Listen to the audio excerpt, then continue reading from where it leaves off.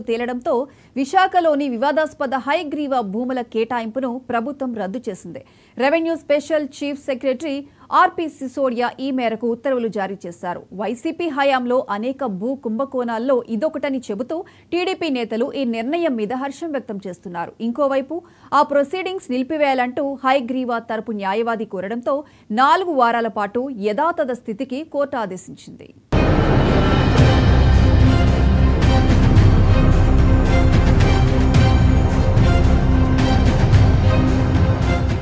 విశాఖ ఎండాడ పరిధిలోని survey number 92/3లో Hayagriva farms and developers సంస్థకు ప్రభుత్వం 12.5 ఎకరాల భూమి కేటాయించింది.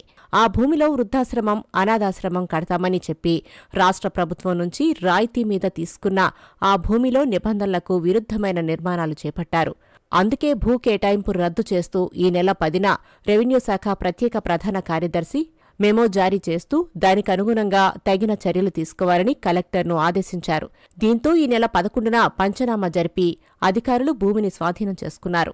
వైసీపీ హయాంలో జరిగిన భూ కుంభకోణాల్లో ఇదొకటని అప్పటి ఎంపీ ఆధ్వర్యంలో ఇది వ్యాపారంగా మారిందని అంటున్నారు. ఆ హైగ్రీవ భూములు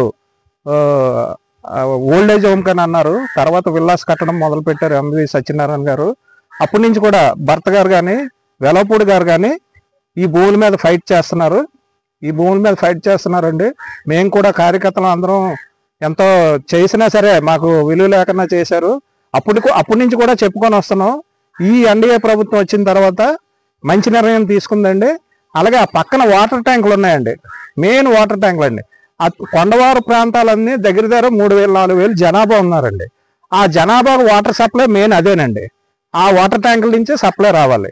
అలాంటి వాటర్ ట్యాంకులు కూడా కబ్జా చేసేసి వదలకన్నా, కనీసం వాటర్ పైప్ లైన్ కూడా వదలకన్నా కబ్జా చేసేసి ఆ హైగ్రీవ కట్టుతున్నారండి. ఎన్డీఏ ప్రభుత్వం ఈ విషయంలో సరైన పద్ధతిలో స్పందించిందని స్థానిక తెలుగుదేశం నాయకులు హర్షం వ్యక్తం చేస్తున్నారు.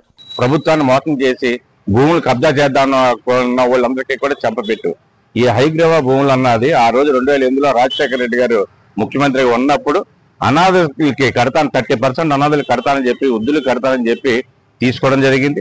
తర్వాత కాలక్రమేణా అది కట్టకపోగా ఎవరైతే జీవి గారు ఉన్నారో, ఎవరైతే ఆ రోజు పార్లమెంట్ సభ్యులు ఇక్కడ ఎంవి సత్యనారాయణ గారు ఉన్నారో వాళ్ళ దగ్గర ఆయన డబ్బులు కొంత తీసుకోవడం, ఆ సైట్ నేమో వీళ్ళు కబ్జా చేసి వీళ్ళు విల్లాల కింద మార్చి దాన్ని 54% అమ్ముకోవడం కూడా జరిగింది. దాన్ని కొన్ని కోట్లాది రూపాయలు దాని మీద వ్యాపారం చేశారు. ఆస్తుల బదలాయింపు చట్టానికి హైకోర్టు తీర్పుకు కలెక్టర్ ఇచ్చిన ప్రొసీడింగ్స్ విరుద్ధమని హైగ్రీవ సంస్థ మేనేజింగ్ పార్ట్నర్ హైకోర్టును ఆశ్రయించారు. కలెక్టర్ ఇచ్చిన ప్రొసీడింగ్స్ ను సస్పెండ్ చేస్తూ మధ్యంతర ఉత్తర్వులు ఇవ్వాలని కోరారు. అయితే ప్రస్తుతం భూమి ప్రభుత్వ స్వాధీనంలో ఉందని, పూర్తి వివరాలతో కౌంటర్ దాఖలు చేస్తామని అడ్వకేట్ జనరల్ దమ్మాలపాటి కోర్టుకు నివేదించారు.